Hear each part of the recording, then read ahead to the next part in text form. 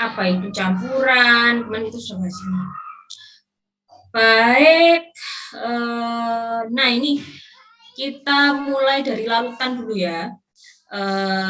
Kemarin kita sudah bahas tadi beberapa materi tadi yang sudah direview kembali oleh temannya. Nah, ini sekarang itu kita membahas tentang campuran. Nah, jenis campuran itu apa sih? Masih ingat nggak campuran? Nah, ini campuran. Campuran itu merupakan sebuah materi yang terdiri dari dua atau lebih zat murni yang memiliki sifat kimia asal dan dapat dipisahkan melalui perubahan fisika. Nah, di sini campuran itu ada 3 jenisnya, yakni larutan, suspensi, dan koloid. Kalau larutan itu adalah campuran yang homogen. Suspensi itu campuran kasar yang tampaknya heterogen. Dan kalau koloid itu campuran yang terletak antara larutan dan suspensi. Nah, biar Anda paham, kita lihat contohnya ya. Kalau untuk larutan, itu campurannya homogen. Jadi homogen itu tidak ada batas antara komponen penyusun tadi. Kan kalau campuran tadi itu kan gabungan antara beberapa materi ya. Nah, di sini komposisi dari seluruhnya atau beberapa jenis materi tadi itu tercampur sama, homogen ya, homogen. Contohnya apa? Larutan garam, larutan gula, larutan asam asetat atau udara, ini termasuk dari larutan. Karena apa? Kamu kan nggak bisa membedakan mana sih kalau larutan gula ya, mana sih gulanya, mana sih airnya. Kalau larutan gula tersebut sudah tercampur jadi satu, kan tidak bisa dilihat bedanya. Udara pun juga seperti itu. Misalkan di udara ini itu ada komposisinya itu ada oksigennya, ya ada CO2-nya, ada hidrogennya, tapi kan kita nggak bisa melihat secara kasat mata. Oh, ini hanya oksigen saja. Oh, ini ada campuran H2 kan nggak bisa. Sehingga itu yang dinamakan larutan. Nah, kalau suspensi ini campuran kasar dan tampak heterogen. Berarti dia ketika ada dua materi yang dicampur tadi masih ada perbedaannya atau terlihat perbedaannya. Nah, contohnya apa? Contohnya adalah campuran kapur dan air atau campuran batu kali dengan air. Nah, itu kan bisa dilihat. Walaupun kamu aduk campuran kapur tadi, lama-kelamaan pasti dia akan terpisah jadi dua komposisi yang berbeda. Ada airnya, terus di bawah itu mengendap air kapurnya ya, seperti itu. Maka itu yang dinamakan dengan suspensi. Nah, kalau koloid ini itu adalah campuran yang keadaannya terletak antara larutan dan suspensi. Nah, kalau dilihat secara makroskopis, jadi kalau makroskopis itu kalau Anda lihat dengan mata biasa, ini tuh memang terlihatnya seperti larutan atau tidak ada batas pembedanya. Tapi kalau dilihat secara mikroskopis atau Anda pakai misalkan pakai apa itu dilatkan kayak gitu dengan mikroskop. Nah, itu pasti terlihat bahwa campurannya tersebut itu sebenarnya bukan larutan, tapi dia suspensi karena dia terletak ada perbedaannya kayak gitu ya. Nah, biasanya kalau ukuran koloid ini terletak antara 1 sampai 100 nanometer. Contohnya apa? Nah, ini koloid tampak keruh tetapi stabil, jadi dia tidak memisah atau mengendap. Contohnya apa? Santan, air, susu, cat, itu termasuk jenis dari koloid. Nah, sekarang kita coba. Nah, ini komposisi campuran tidak tetap. Oleh karena itu, suatu zat dalam campuran itu bisa dinyatakan dalam kadar zat yang membentuk campuran. Nah, kadar ini biasanya dinyatakan dalam persen massa. Misalkan saja kalau 100 persen massa itu adalah massa komponen per massa campuran dikali 100%. Kalau persen volume itu adalah volume komponen dibagi volume campuran dikali 100%. Nah, bagaimana kalau yang ppm atau parts per million atau bagian per sejuta? Nah, itu ppm massa itu adalah massa komponen dibagi massa campuran dikali 10⁻⁶. Kalau ppm volume, itu volume komponen dibagi volume campuran kali 10 pangkat 6. Nah, Anda ketika memahami sebuah soal, itu harus bisa memprediksi, oh mana sih yang namanya komponen dan mana yang campuran, seperti itu ya. Jadi kalau komponen itu ya satu materi atau satu materi ya, satu bendanya aja. Tapi kalau campuran berarti itu terdiri dari beberapa materi, misalkan komponen gula dan komponen air. Berarti kalau campurannya adalah larutan gula, seperti itu ya, paham ya? Berarti Anda harus tahu mana sih yang dinamakan komponen dan mana yang dinamakan campuran. Nah, sekarang dari sini belum ya? Oke. Dari sini biar Anda tahu, mau ini dicatat kah? Kalian nyatat? Iya, Bu, dicatat. Oke, ya, sudah. Ya, belum? Kalau tidak salah ini ada di LMS kok, ada nih. Ya nggak apa-apa sih kalau mau dicatat, memang lebih. Kalau saya sih kalau dapat materi lebih seneng tulis gitu walaupun ada PPT-nya. Sudah?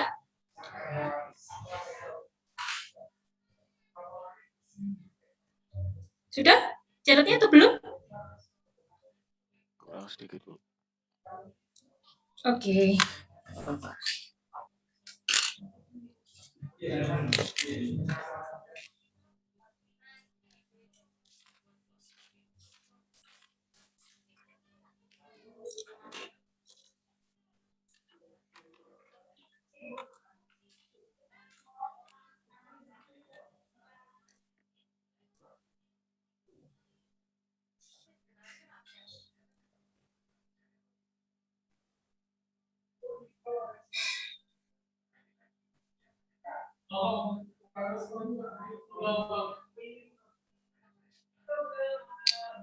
Sudah?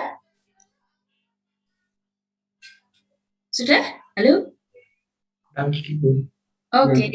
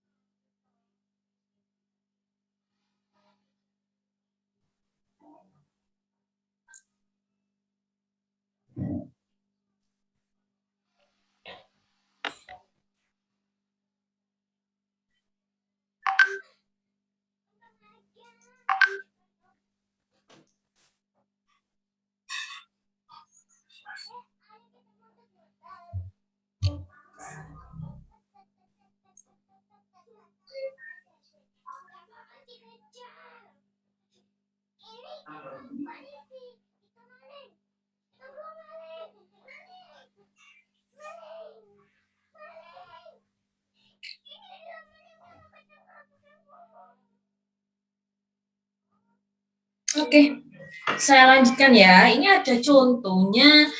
Contoh soalnya seperti ini. Nah, ketiga contoh soal. Ini gampang. 15 gram garam dilarutkan dalam 135 gram air. Yang jadi pertanyaan, berapa kadar garam dalam larutan tersebut? Kira-kira ada yang bisa ngerjakan? Atau saya bantu dengan satu contoh soal dulu? Oke, diberi contoh dulu, Bu. Oke, baik. Ini ya, 15 gram. Oke, nomor 1 gitu ya. Oke,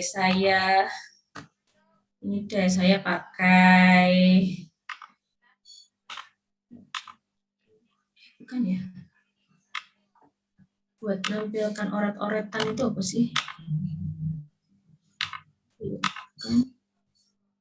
Oh, ini start inking. Nah, kita mulai. Kalau saya sih lebih suka kalau hitungan itu kita mulai dengan diketahui dulu ya. Sorry, ini saya pakai pena, jadi kayaknya agak berantakan ya, diketahui dulu. Ada yang tahu nggak kita yang diketahui ini apa dulu deh? Masanya, Bu. Masa apa? Masa garam. Garam. Oke, masa garam itu berarti masa apa, Rek? Masa komponen. Komponen. Masa garam atau masa komponen ya? Sorry. Ya, memang belum terbiasa saya pakai ngejar pakai ginian ini. Duh.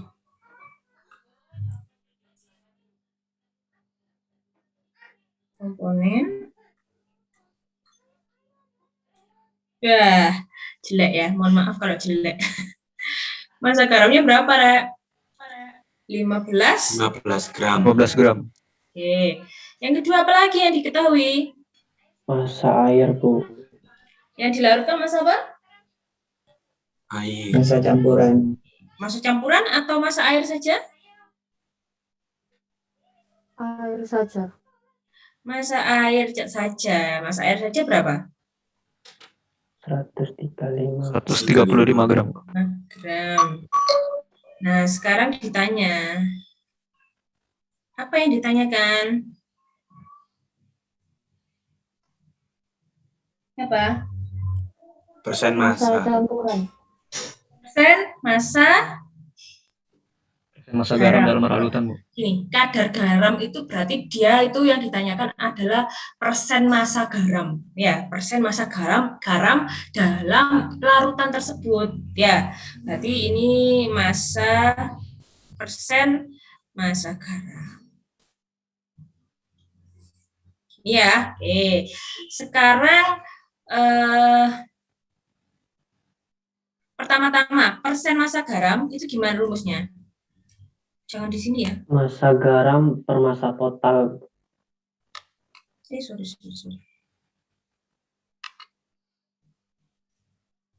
Stop thinking dulu. Nah, saya taruh sini deh. Ya. Oke, rumusnya tadi apa? Persen garam sama dengan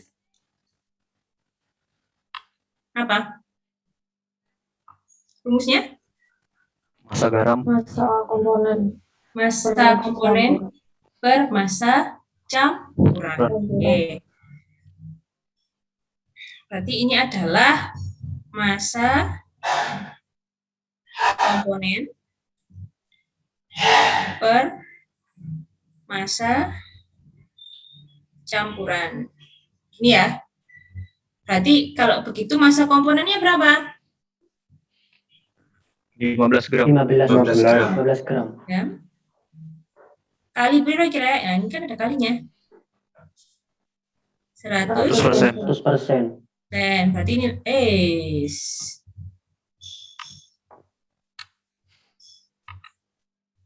100.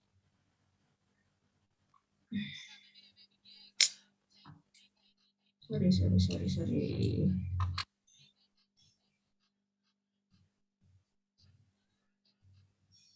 Persen ya. Berarti 15 gram dibagi berapa masa campurannya? 150 gram, Bu. 135. 150 gram. 150 gram. Dari mana 150 gram? Masa garam tambah masa campuran. Nah, ingat ya, kalau masa garam saja itu 15 gram, ditambahkan masa air 135 gram. Kamu kan mau bikin larutan garam, toh? Larutan garam itu kan berarti terdiri dari garam dan air. Berarti masa keduanya itu harus dicampur.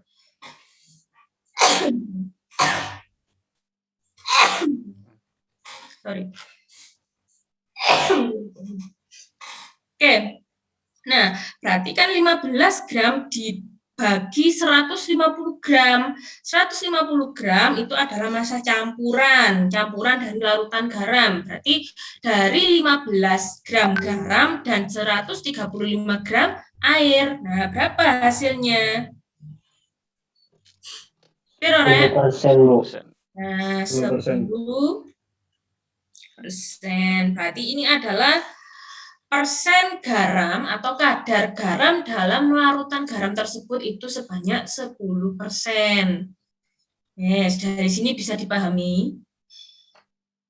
Paham nggak? Bisa, Bu. Berarti paham ya yang dinamakan, oh komponen itu mana, yang dinamakan pelarut itu mana. Jadi pelarutnya apa? Pelarutnya ya air kayak gitu. Lalu yang dinamakan campuran itu yang mana? Campuran itu ya berarti campuran garam dan campuran air. Nah, sekarang coba Anda juga mengerjakan yang nomor 2 dan nomor 3. Ada yang mau langsung mengerjakan? Saya share screen kan, saya kasih ke Anda deh. Sudah di-download kan materi saya ini? Iya, Bu. Oke. Monggo bisa dikerjakan. Ada yang mau langsung nyoba? Lagi dikerjain, Bu. Oke. Saya mau nyoba nomor 2, Bu. Oh, silakan. Boleh sekali. Nggak ada yang namanya saya nyalahkan, nggak. Saya bimbing, saya bantu. Ya. Oke, mau di-share screen ke Anda atau bagaimana? Mungkin di noted di sini bisa sih, Bu. Yang di Langsung sini bisa. Oke, baik. Saya taruh ini ya, mungkin sebentar, Pak, kopinya yang di 2 ini. Nah, biar oke. Tak cropnya aja. Biar nomor 1-nya kan di atas. Oke. Nah, coba silahkan kalau mau dikerjakan. Iya, Bu, sebentar, Bu. Oke.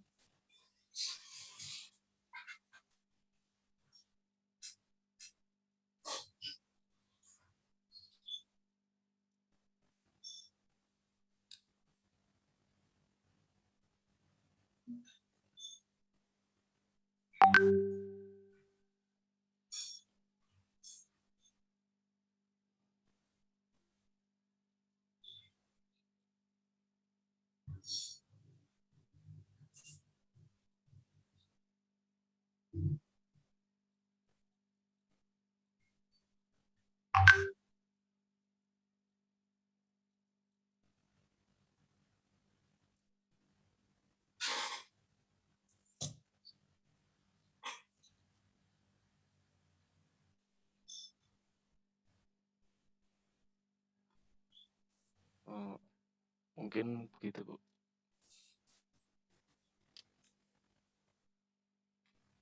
Nah, sebentar.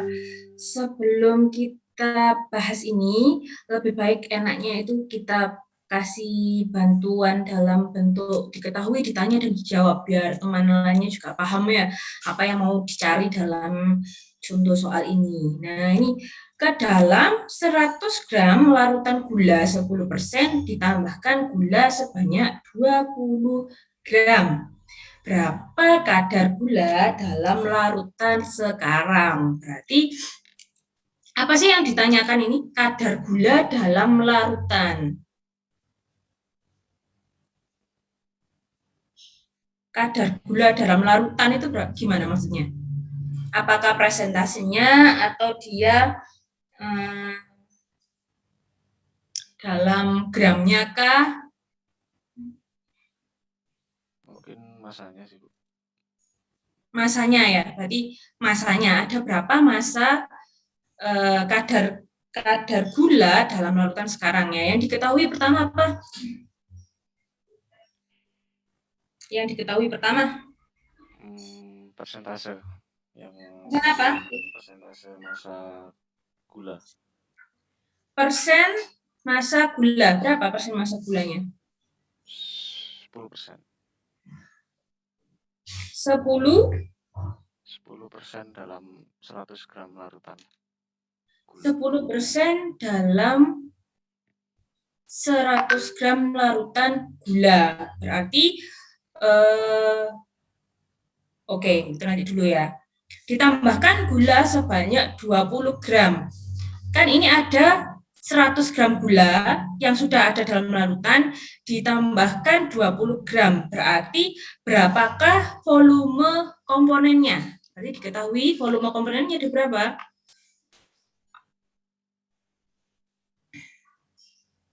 Kan ada 100 gram gula yang dilarutkan pada larutan gula 10%.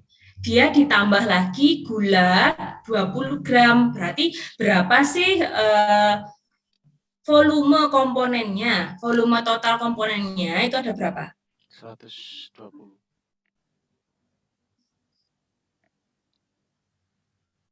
120, Bu. 120. 20. Paham nggak? Halo?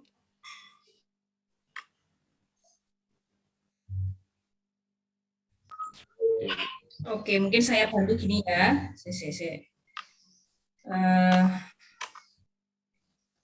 Ini deh.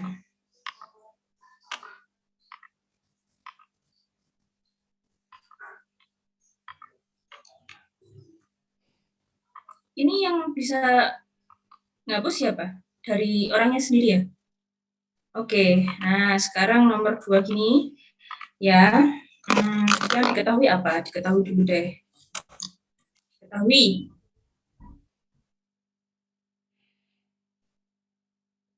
Apa? Diketahui dulu. Masa larutan. Masa campuran. Masa campuran. Nah, berapa masa campuran? 100 gram. 100 gram. 100 gram gula. Lalu?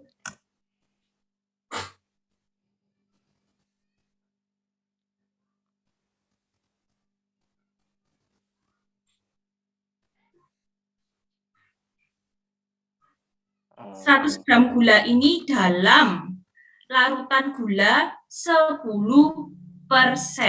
Ini dalam larutan gula 10%. Nah, berarti masanya dulu berapa? Masa gulanya sendiri berapa? Kalau gitu. Masa gulanya sendiri berapa? 10. 10. 10 gram. Ini kan? Nah, lalu ditambahkan gula lagi sebanyak 20 gram. Ditambah gula 20 gram. Berarti masa campuran yang sekarang, yang setelah ditambah, jadi berapa? 120. Oke, 120 gram. Nah, baru kamu mencari kadar gulanya. Paham? Iya, Bu. Nah, coba berapa kadar gulanya? Kalau volume campuran ya, dalam volume campuran berarti dalam persentasenya.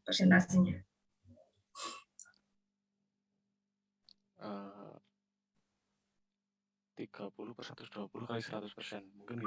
Benar. Jawab sini ya. Berarti persen volume larutan gula setelah ditambah itu 30 per 120 per 120 dikali 100 persen sama dengan berapa? 25. 25. Oke, 25%. Gini caranya ya. Gampang? Apa bingung?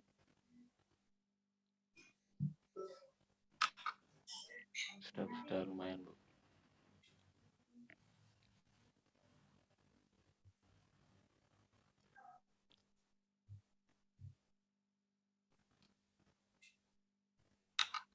Ini kan rumusnya adalah volume komponen dibagi volume campuran, ya kan? Ini sama dengan volume komponen dibagi volume campuran dikali 100%. Apa ya?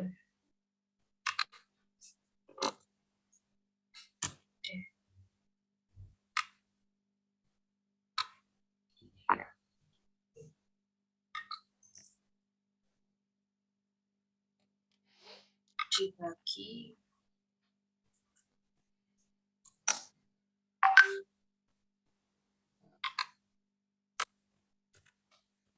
kali 100%. Jadi hasilnya adalah ini. Gitu ya. Bingung ya kalau ngajar hitung-hitungan gini pakai PowerPoint.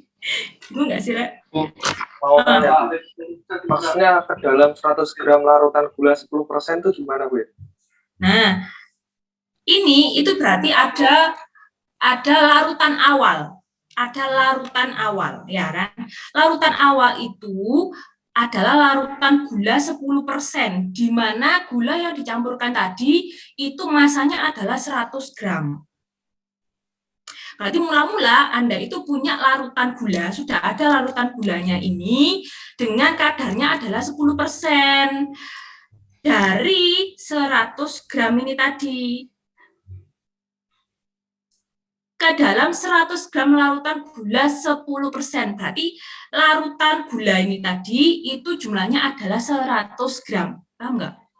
Larutan gula itu berarti sudah ada campuran antara gula dan air. Nah, dengan kadar gulanya itu adalah 10%. Berarti kamu kan harus mengetahui berapa sih massa gula awalnya itu berapa. Ya kan? Kamu punya larutan gula itu 100 gram larutan. Berarti ini sudah ada gulanya, sudah ada airnya, itu masanya adalah 100 gram. Dengan kadar gula di dalam larutan ini sebanyak 10%. Berarti kan kamu harus tahu masa awal gulanya yang kamu masukkan di larutan pertama ini berapa persen, gitu kan? Berarti apa? Ya berarti 10% dari 100 gram tadi. Berarti berapa? Ya 10 gram. Ya enggak? Nah, baru setelah itu kamu tambahkan gula lagi 20 gram. Jadi memahaminya kayak gitu. Kamu tambahkan lagi gula 20 gram ke dalam larutan ini. Nah, yang kamu hitung itu sekarang, itu berapa sih persen atau kadar gula dalam larutan yang sekarang. Nah, berarti kan kamu harus tahu massa gula awalnya berapa dengan ditambah yang massa gula yang dicampur tadi. Berarti ini, massa gula awalnya itu ada 10 gram, ditambah gula 20 gram. Massa campurannya setelah ditambah berarti menjadi 120 gram. Nah, ini kan massa campuran, berarti ini adalah massa gula dan massa air yang sudah ditambah tadi. Jadinya 120 gram. Paham? Paham, Bu. Oke. Good, kalau sudah paham. Nah, sekarang coba ada nggak yang mau ngerjakan nomor 3?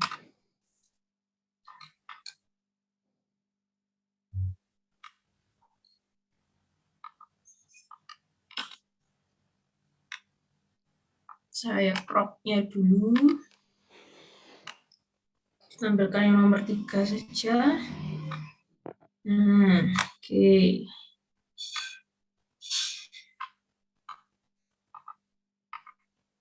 Oke. Nah, coba kalau ngerjakan ditambahi itu tadi. Ditanya, diketahui itu apa saja, ditanya apa saja.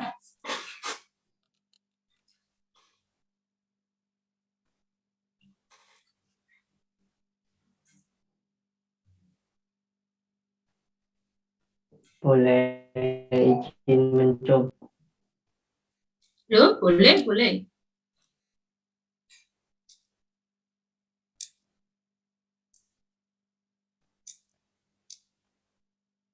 Ini langsung di layar ya, Bu? Boleh, boleh, boleh. Ditambahkan diketahui ya, diketahuinya apa saja.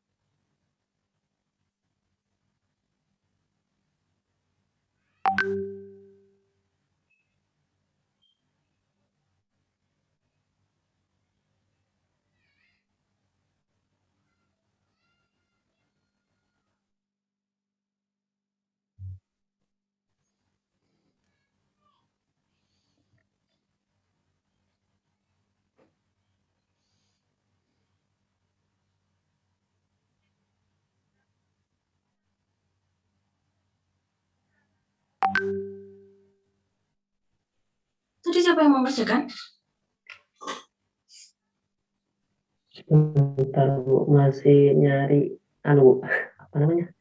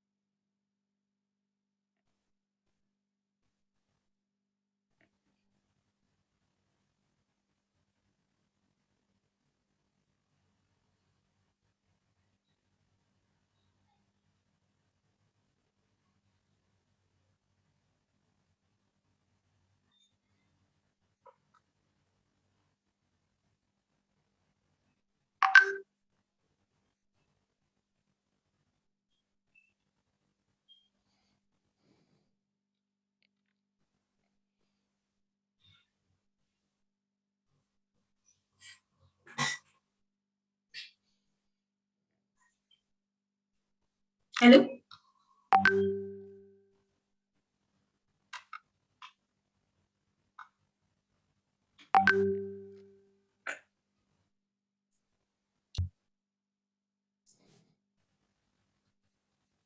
Halo? Volume karbon, volume komponen.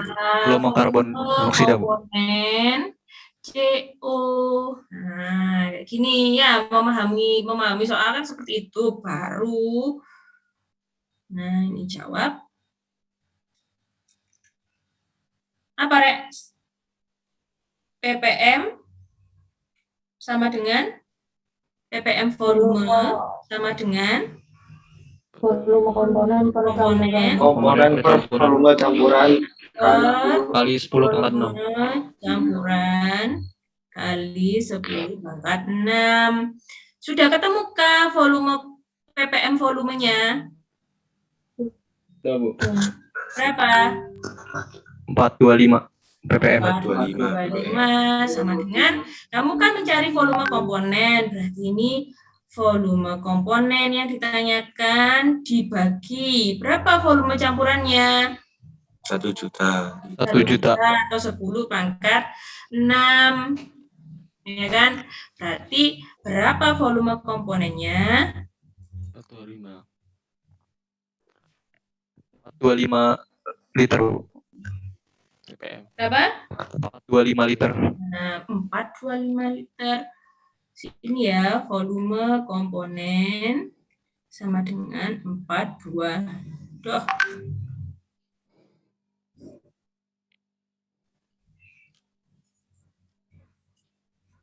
Sama dengan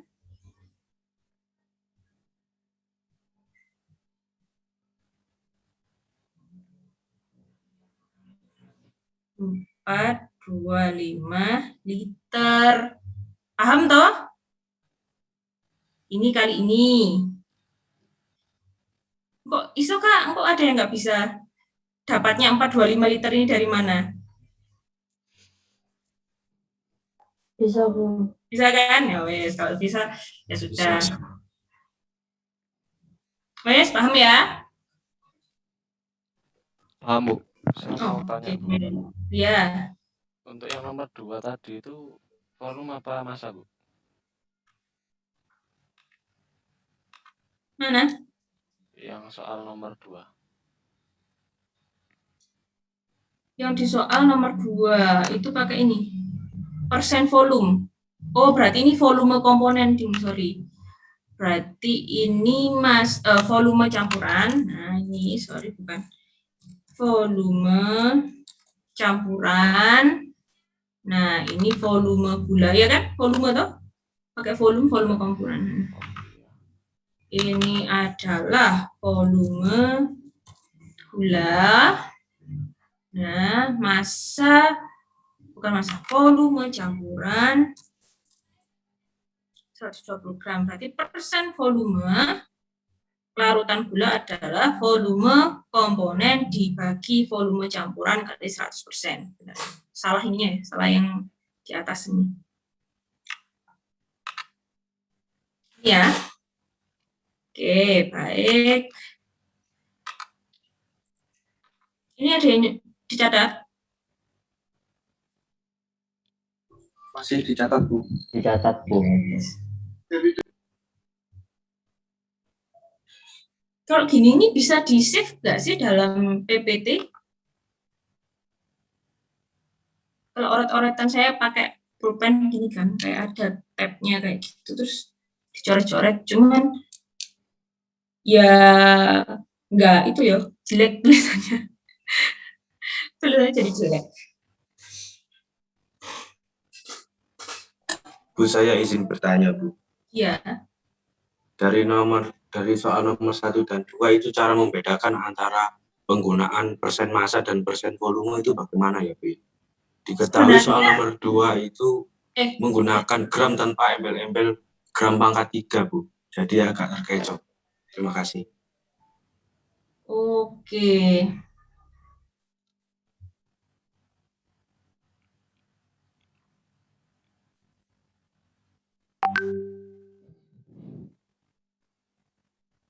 Oke, mungkin saya kasih nanti contoh soal untuk ini ya, biar tahu ya. Maksudnya kalau untuk persen massa, persen volume itu pembedanya apa? Sebentar, saya cek di buku ada nggak ya contohnya kalau untuk persen volume dan persen massa.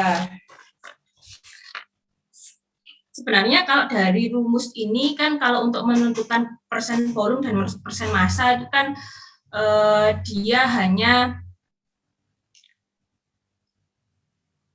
komponen per campuran, mau itu volume atau mau itu massa kan dia sebenarnya rumusnya sama. Tapi kalau di soal yang beda antara komponen dengan massa dengan volume, saya cek dulu kayaknya kemarin ada, tapi aku lupa.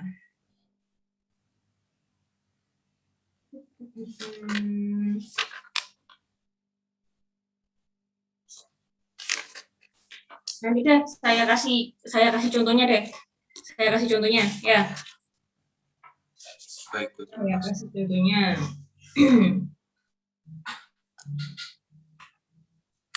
Sudah, ini yang nomor ini sudah dicatat.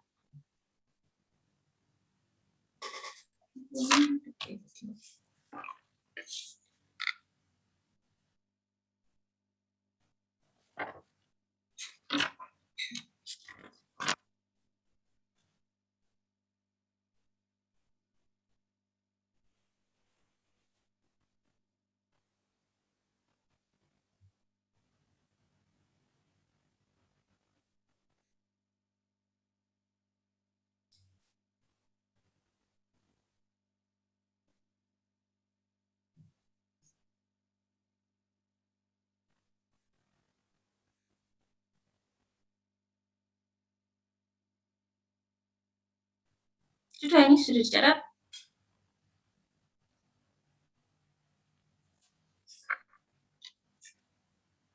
Halo? Kurang sedikit, Bu. Kurang sedikit.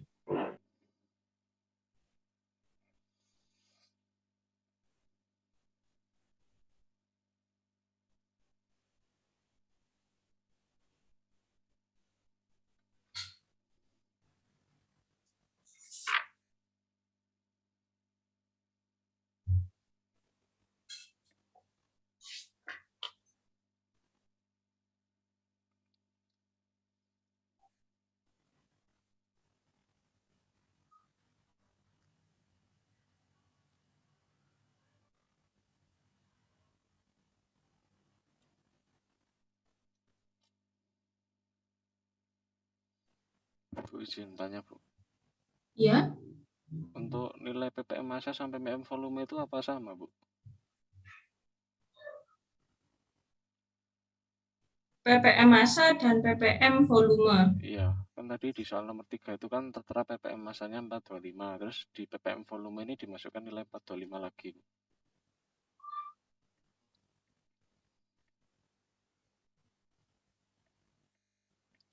Oh, ini. Iya, iya, Bu.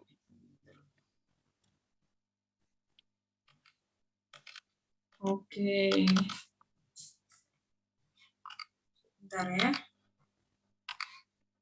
Sorry Mas, yang ini gantiin ppm volume ya, ppm volume. ppm volume CO yang ini 425 ppm ini ppm volume karena di sini kan dia pakai liter ya. Pakai liter berarti dia masuknya di volume, bukan massa. Bisa kayak ini gitu. Oh, sorry ini. Terus.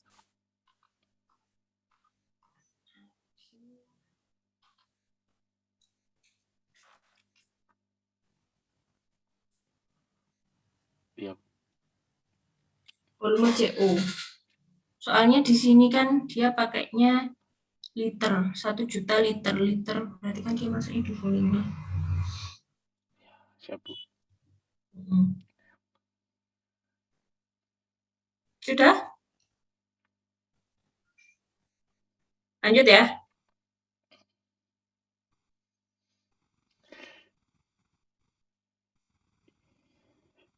Oke. Berikutnya itu ada perubahan materi. Di sini perubahan materi itu ada yang perubahan fisis dan ada yang perubahan kimia. Dimana kalau yang perubahan fisis itu dia perubahan yang tidak menghasilkan zat baru, dia hanya berubah bentuk dan wujudnya. Misalkan apa? Kalau contoh yang fisis ini seperti es yang mencair, air menguap, air membeku, dan lain sebagainya. Nah, kalau perubahan yang secara kimia, ini yang menghasilkan zat baru, misalkan kertas terbakar. Nah, itu kan dia pasti akan berubah jadi arang kayak gitu atau kayu terbakar. Nah, itu kan dia akan menghasilkan zat baru. Makanya itu namanya perubahan kimia atau makanan membusuk. Itu kan termasuk perubahan kimia karena setelah ada perubahan materi tadi terbentuklah atau menghasilkan zat baru kayak gitu. Nah, di sini perubahan wujud itu ada mencair, membeku, menguap, mengembun, menyublim. Ya, di sini nggak saya jelaskan ya, kan sudah tahu ya ini perubahan wujud mulai dari mencair, membeku, menguap, mengembun, menyublim itu apa, kalian sudah paham lah. Paham toh? Kalau mencair dari padat ke cair, membeku berarti dari cair ke padat. Ini kan ada perubahannya ya. Nah, kira-kira sudah paham kalau kayak gitu ya.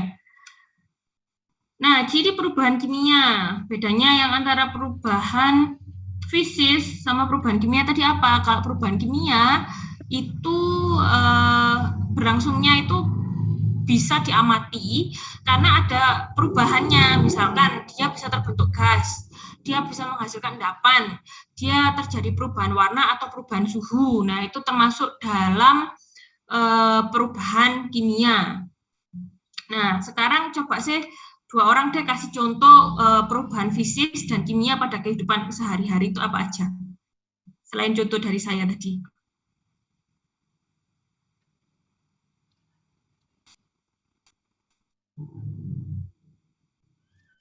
Ada yang mau kasih contoh?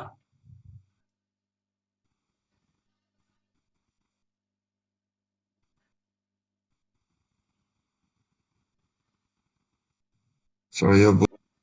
Ya, Mas. Siapa? Ahmad, Bu. Oh, Ahmad Asrori ya, Mas. Coba kasih contoh satu perubahan fisis dan satu perubahan kimia. Kalau fisis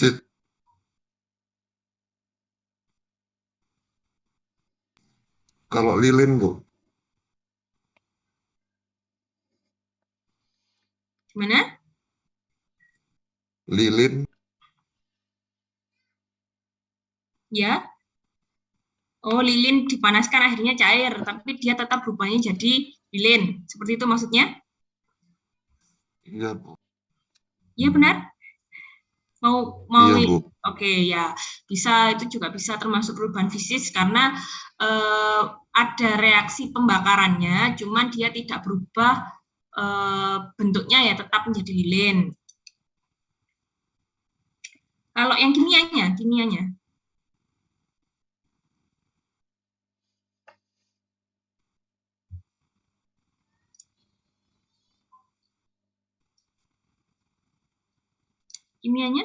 Kayu terbakar. apa?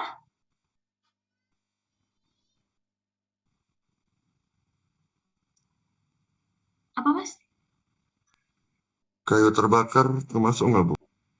Kayu terbakar, ya tadi kan sudah ada contohnya. Mungkin selain itu, selain kayu, ini kan sudah ada kertas terbakar, kayu terbakar, makanan membusuk ya.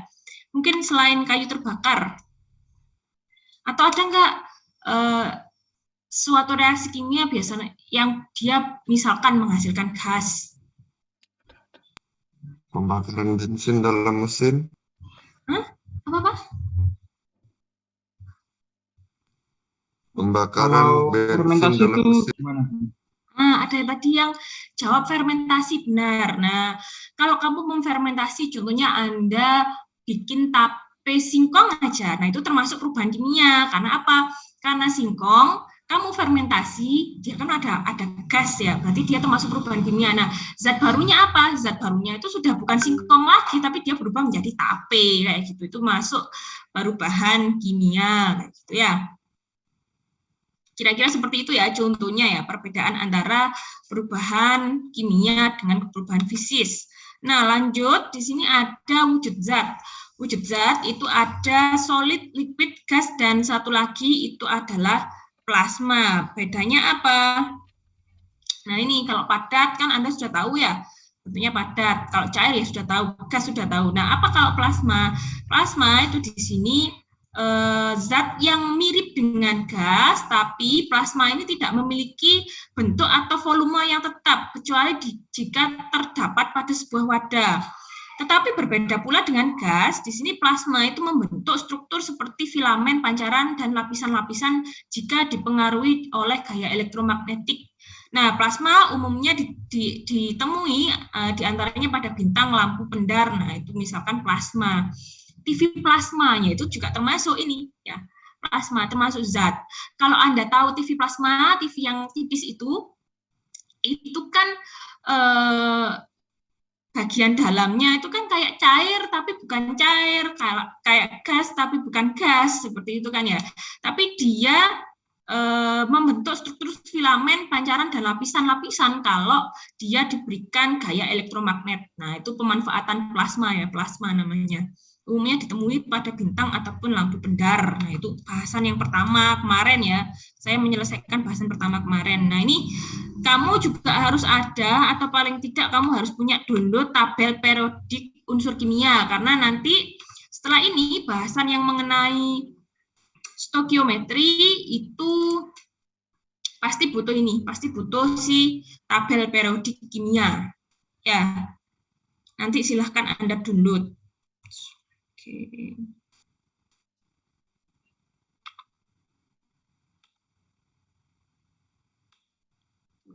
Nah, sebenarnya itu adalah bahasan kedua kita kali ini, itu adalah mengenai stokiometri.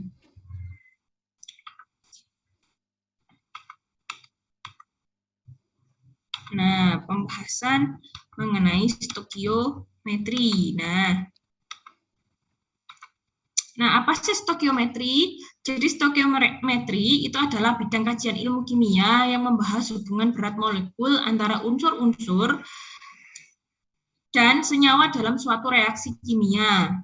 Nah, pengetahuan mengenai stokiometri ini bisa digunakan untuk misalkan memperkirakan bahan baku yang diperlukan atau produk yang akan dihasilkan dalam suatu reaksi kimia. Nah, apa sih yang harus dipelajari dalam stokiometri? Pertama, itu adalah persamaan reaksi. Jadi ketika kamu nanti itu mengerjakan tentang bab stokiometri, yang harus kamu paham itu adalah mengenai persamaan reaksi. Masih ingat nggak sih persamaan reaksi? Ingat nggak?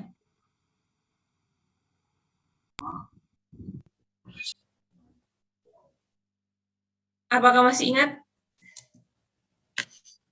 Persamaan reaksi itu adalah cara penulisan suatu perubahan kimia atau reaksi kimia menggunakan rumus kimia berdasarkan asas kesetaraan. Jadi nanti harus menyetarakan reaksi kimia kalau Anda lupa ya. Nah, persamaan reaksi itu dikatakan setara jika jenis dan jumlah atom dari zat yang direaksikan atau bereaksi sama dengan jenis dan jumlah atom hasil reaksi atau produknya. Contohnya kayak gimana? Sebelum contoh ini, reaksi ditulis sebelah kiri, diikuti tanda panah, kemudian produk. Nah, contohnya adalah ini. Nah, kayak gini. Nah, ini kan sebuah reaksi kimia kan ya, sebuah reaksi kimia. Yang dinamakan pereaksi itu mana? Pereaksi itu adalah yang ada di sebelah kiri. Ini adalah pereaksi, diikuti tanda panah, dan baru sebelah kanan ini adalah hasil reaksi. Misalkan ini pereaksinya mana? 2H2 plus O2, itu adalah reaksinya. Hasil reaksinya adalah 2H2O. 2H2O ini apa? Air ya. Berarti air itu terbentuk dari hidrogen dan oksigen, seperti itu. Reaksinya adalah yang di sebelah kiri tanda panah, hasil reaksinya itu ada di sebelah kanan tanda panah. Nah, sekarang komponen ini yang harus kalian paham. Apa itu koefisien? Nah, di mana letaknya penulisan koefisien? Nah, koefisien itu biasanya ditulis di bagian depan sebuah atom atau molekul, ya, di bagian depan. Misalkan kalau ini 2H2, berapa koefisiennya? Halo?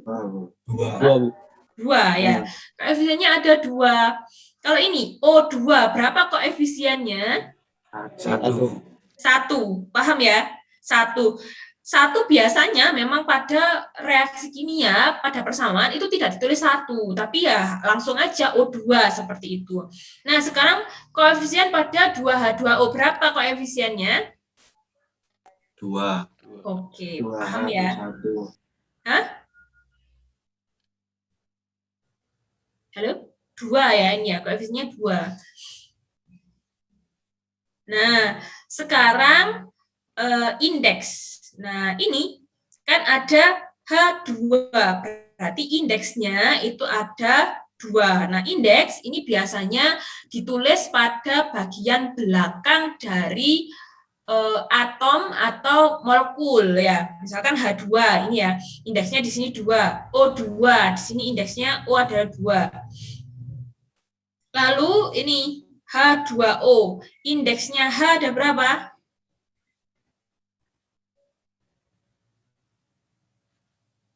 2. Nah, 2, tapi ini kalau H2O indeksnya 2. Kalau O indeksnya berapa? 2. Berapa? 1, 2. Berapa? Nah, ada yang 2, ada yang 1.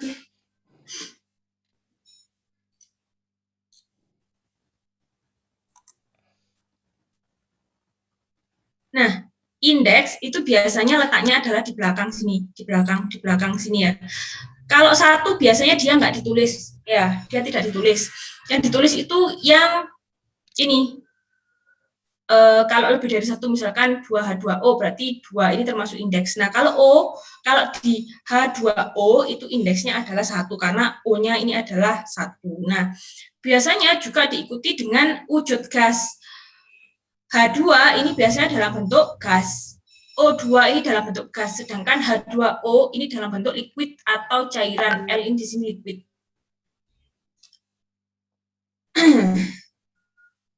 Nah, untuk menyetarakan sebuah reaksi, yang perlu diperhatikan itu adalah langkah-langkah penulisannya. Biasanya adalah yang pertama adalah menulis zat yang terlibat dalam reaksi tadi apa saja.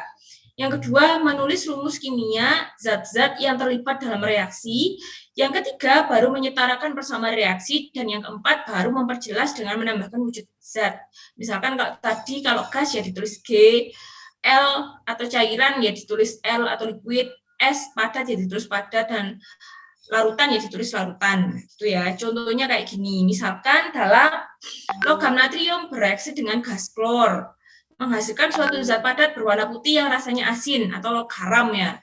Setelah dianalisis, zat tersebut diketahui sebagai garam dapur atau natrium klorida. Nah, misalkan langkah-langkahnya bagaimana? Seperti ini, langkah yang pertama, tulis persamaannya. Ada natrium ditambah gas klor menghasilkan natrium klorida. Langkah yang kedua, kamu tulis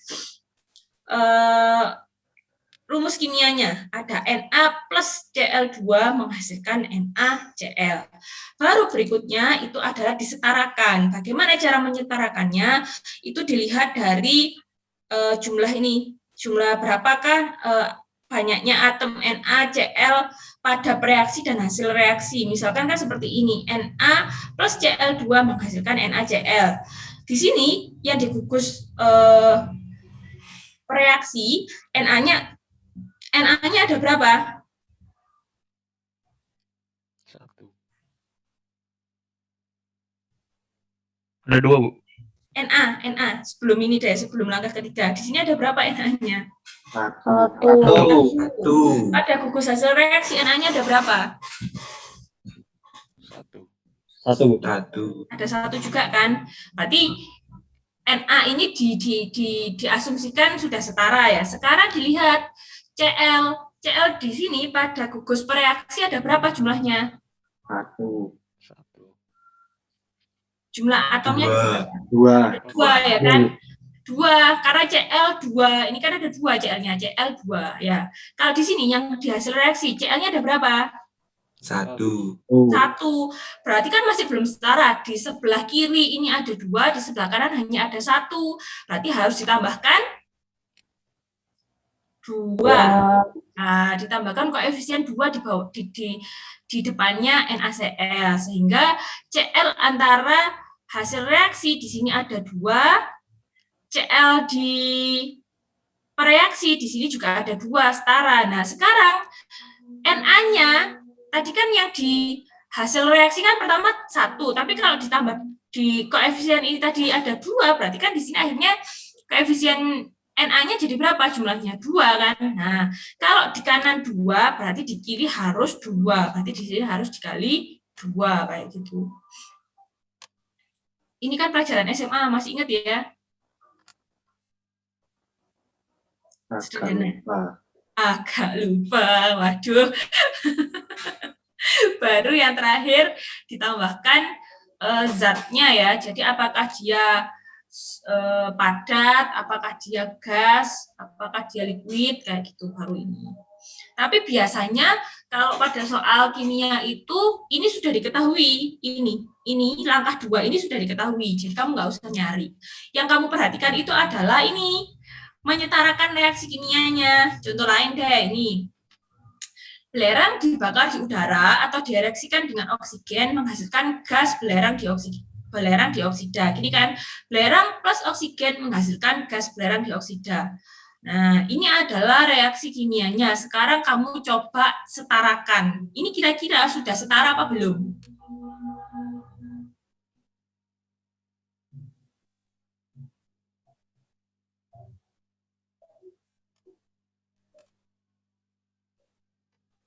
Sudah, Bu. Adakah yang belum setara?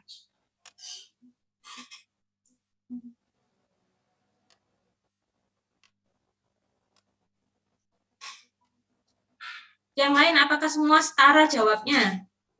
Setara, Bu. Adakah yang jawab belum setara? Halo?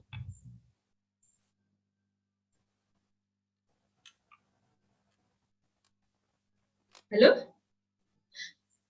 Apa masih pusing?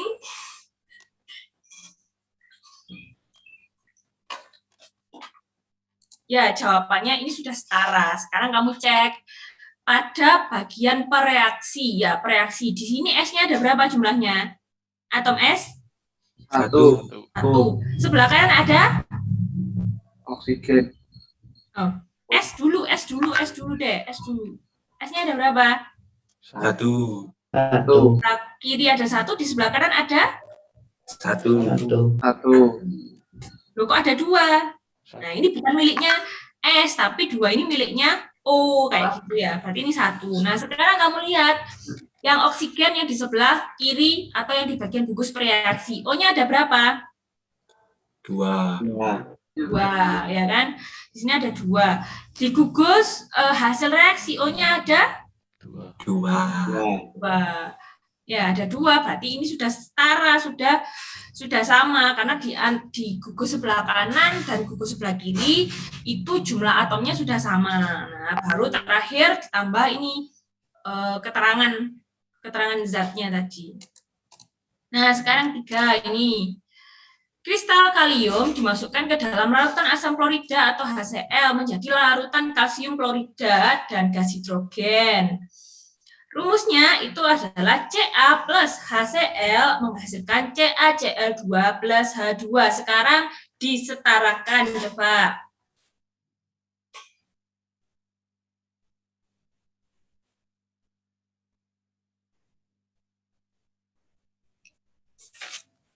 Ada yang bisa menyetarakannya?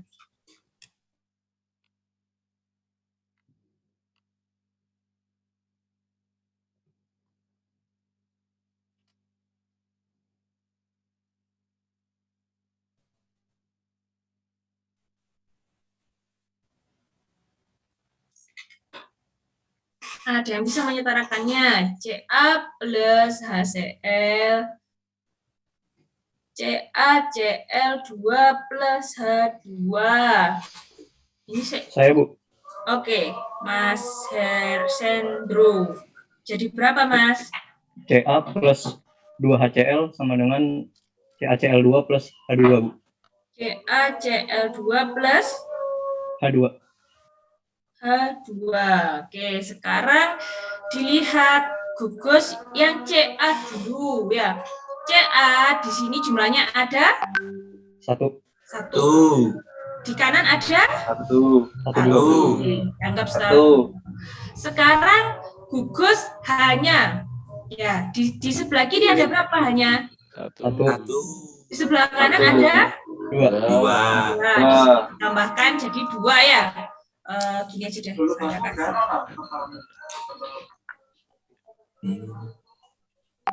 Sorry. Ini bisa nggak ini? Oh, bisa. Berarti, sorry.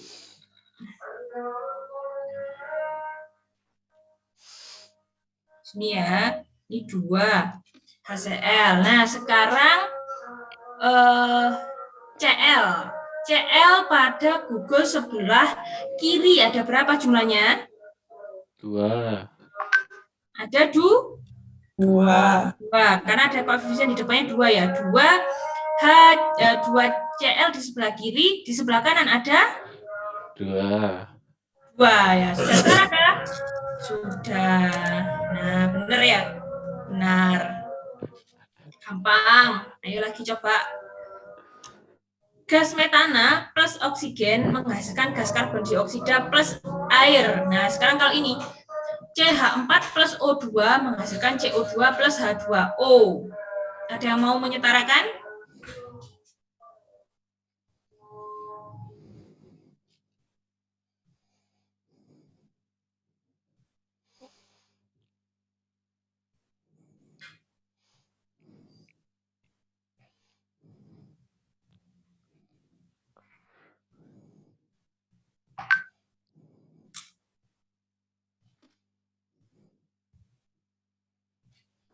Saya, Bu. Hmm? Saya, Bu. Ya, Mas Hersendo lagi, ya. CH4 plus O2 sama dengan CO2 plus 2H2O. CH4 plus O2 sama dengan CO2 plus 2H2O. ini 2 gini ya. Sekarang Iya, Bu. dilihat. Gugus C di sebelah kiri ada jumlahnya ada 1, di sebelah kanan ada 1. 1, sekarang dilihat hanya. Nah, ini. Nah, hanya ada berapa di sini sebelah kiri? 4, 4. Ada 4. Sebelah kanan ada 2, 2 kali 2. Ini kan hanya ada 2 toh. Ini kan ada 2 pertamanya. Lalu kalau ada koefisien di depannya, berarti kan jumlah 2 ini dikalikan 2, berarti ada 4. Ya, ada 4. Nah, sekarang kita lihat O-nya. O-nya di sini ada berapa? 2. Kiri ada 2. 2. Nah, sekarang dilihat O pada gugus sebelah kanan ada berapa? 2. Hah? 3. 3? Yang ini deh, ini dulu. Berapa O-nya? 1. Ada koefisien di depannya, berarti 1 ini, O1 ini dikalikan 2. Berarti ada berapa? 2. 2. Tambah lagi, ini kan juga ada O-nya. Berapa jadinya? 4. Padahal di sebelah kiri sini hanya ada 2. berarti ini harus dikali 2. ini baru yang benar. Nah, ini ya. Sekali toh, Rek. Pelajaran SMA.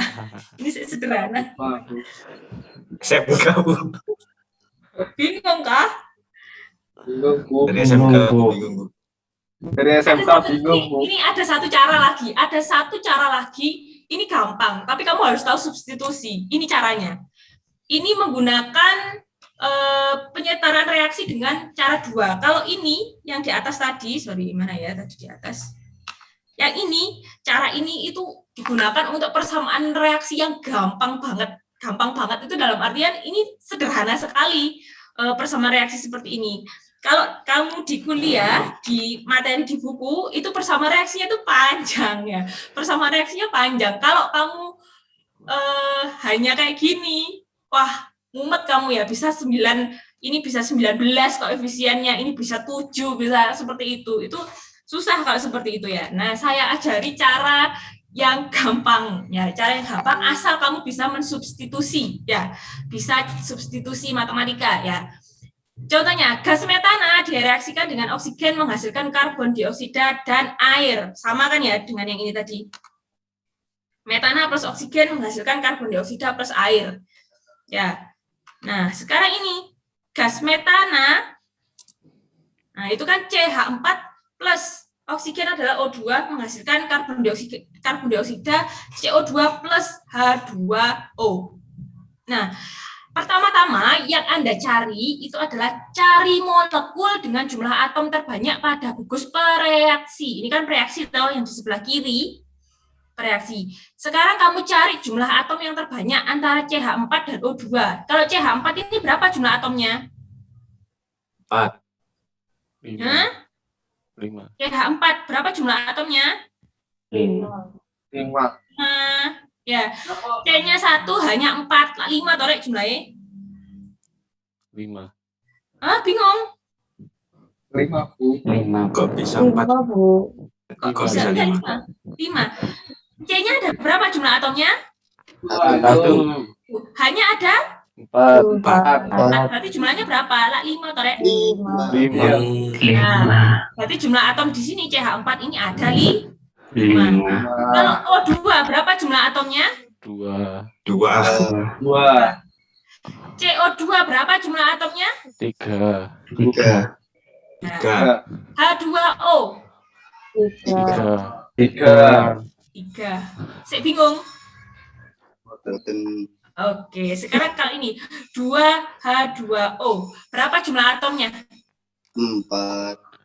Hah? 5. 5, Bu. 5, Bu. 5. Ya, hanya ada 2. tapi ada koefisien di depannya, berarti dia harus dikali 2. Berarti kan 4 ditambah O-nya berapa? 2. Kok 5, sorry. Salah ini.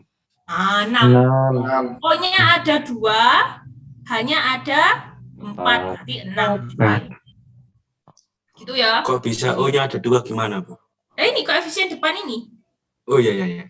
Nah, ini kan O-nya kan sebenarnya ada 1 toh, Rek. Ini kan siji toh aslinya. Sebenarnya 1, ya kan? Tapi karena ada koefisien depan ini, berarti kamu harus kalikan tadi dengan yang di depan ini tadi. Wes? Oke. Ini Kalau H2SO4, Bu.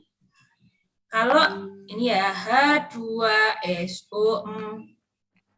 Aduh. Sorry, ini ngehang. Nah, gini ya, H2SO4. Berarti berapa jumlah atomnya? 7. Berapa? 7. Mungkin 7. 7. Hanya ada 2, S-nya ada 1, 3, tambah O-nya 4. 3 tambah 4, 7. Tapi kalau ini, 2 H2SO4, ada berapa, Lek? 14. Sorry. Oh, kan. Ada berapa? 16, Bu. 14. Sekarang dihitung. Hanya jadi ada berapa? 4. 4. S-nya ada 2. 6. O-nya 8. 8. 8. Berarti berapa? 14. 14. Kayak gitu ya. Oke. Cara ngapusnya gimana ini? Sorry deh.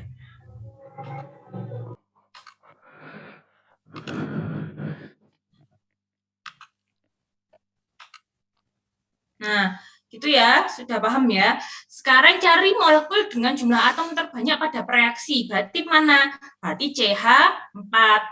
Ya, dengan cara itu tadi dilihat jumlah atom terbanyaknya.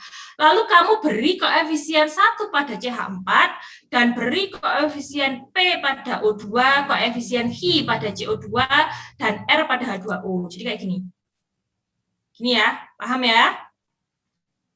Yang paling banyak dikasih jumlah 1, dikasih koefisien 1 jumlahnya. Yang lainnya sisanya ini dikasih huruf aja. P, Hi, R, atau A, B, C, terserah kamu ya. Wes, dari sini paham ya? Baru dilihat jumlah atomnya dari gugus reaksi dan gugus hasil reaksi. Misalkan, berapakah jumlah atom C pada CH4 ini? 1. Hanya ada 4. 4. Sekarang berapa jumlah atom O? 2 kali P. 2P. 2P. Kan ada kamu tambah koefisien di depannya. Ya kan? Koefisien itu berarti dikali depannya ini. Berarti 2P. Ya kan? Nah, sekarang kita lihat ke gugus hasil reaksi. C-nya berapa? Jumlah atomnya? Ki. Satu kan? Nah, ya 1 kamu kali Hi kan? Yuk Hi toh? Ya. Oke. Sekarang yang H. 2 kali R. 2 dikali 2R. 2 kali R. atau 2R. Sekarang lihat yang O. Berapa yang O? 2. Ki ditambah R. Apa Ki ditambah R? Nah, ini. Oh, ini kan ada 2. Berarti depannya di sini ada koefisiennya Hi. Berarti 2 Hi. Ki. Ditambah, ini kan juga ada O. 1 tapi. Ya, 1. Koefisiennya berapa? R. Berarti ditambah R. 2 Ki. 2 Hi tambah R. Dari sini sudah paham? Paham. Oke. Setelah itu kamu, gimana? Bingung?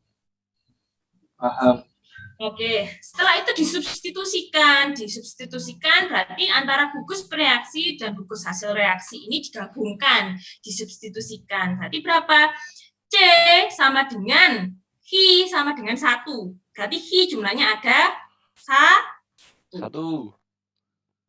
Oke, paham? Sekarang yang H. H sama dengan 2R sama dengan 4. Berarti 4 sama dengan 2R. R-nya berapa? Ketemu 2. Paham nggak, Rek, substitusi kayak gini? Paham, Bu. Paham, Bu. Oke, saya harap yang lainnya yang diem aja itu juga paham, kalau nggak paham ngomong ya. Sekarang disubstitusikan yang ini. Yang O, berarti ini 2P sama dengan 2Hi plus R. Ya kan? Berarti 2P sama dengan 2 kali Hi-nya sudah ketemu 1. Ya, dimasukkan 1 plus R. R-nya sudah ketemu 2. Berarti 2P sama dengan 2 plus 2. 2P sama dengan 4. P berarti berapa? P berarti 2. Nah, ini hasil koefisien di depan ini kamu masukkan ke sini. Nah, P-nya ada berapa? P-nya ada 2. Berarti kamu tulis di sini. CH4 plus 2O2 hasil reaksinya. Ini Hi ya. Hi-nya berapa? Di sini Hi-nya adalah 1. Lek 1 ya nggak usah ditulis, langsung CO2 plus R. Berapa R-nya? R-nya di sini ketemu 2. 2H2O. Kayak gitu.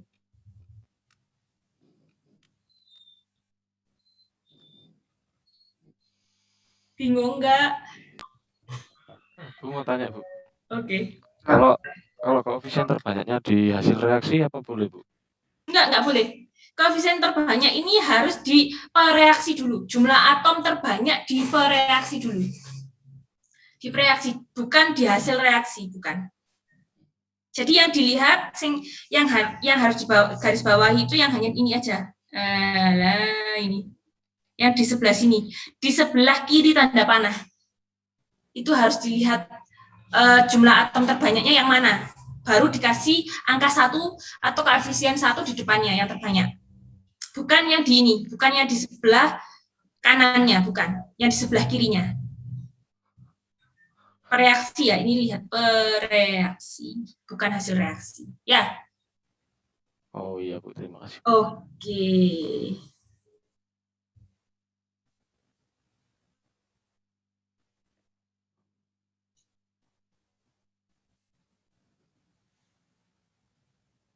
Nah, sebelum saya masuk ke konsep mol, nyetarakan reaksi dulu aja deh. Nyetarakan reaksi dulu aja deh, biar paham. Nanti aku daki-daki kita ngomong nyetarakan reaksi ke iso.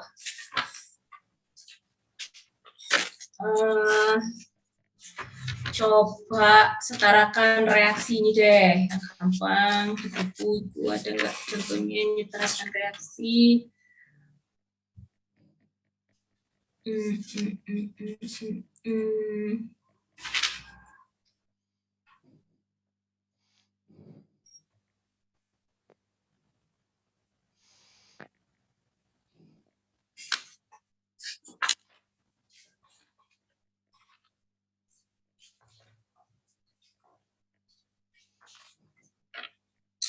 Di bukumu yang di modul kimia itu ada ini C5H12 ditambah O2 menghasilkan CO2 plus H2O. Coba itu aja direaksikan yang di halaman 21.